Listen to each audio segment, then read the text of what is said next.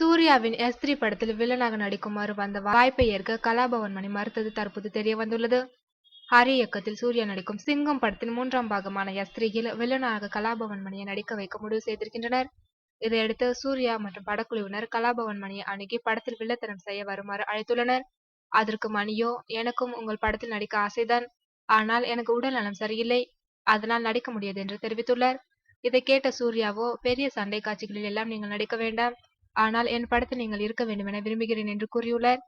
சண்டை காட்சி என்ன, சாதாரண காட்சியிலும் நடிக்க முடியாத நிலையில் உள்ளேன், என்னால் உங்கள் படத்தில் நடிக்க முடியாது என்று சூர்யாவிடம் கூறியுள்ளார் மணி. மேலும் தன்னை தேடி இந்த வாய்ப்பு வந்ததை யாரிடமும் கூற வேண்டாம் என்று அவர் எஸ்திரி குழுவினரை கேட்டுக்கொண்டுள்ளார். குடிப்பழக்கத்தால் கல்லீரல் பாதிக்கப்பட்டு மரணத்தை அடைந்த மணியின் உடல்நலம் பற்றி மலையாள திரையுலகினர் பலருக்கும் தெரியாமல் இருந்துள்ளது. அவர் இறந்த செய்தி அறிந்த பல பிரபலங்கள், என்னது மணி மருத்துவமனையில் இருந்தாரா, எங்களுக்கு தெரியவே தெரியாது என்று வியப்பில் ஆழ்ந்துள்ளனர்.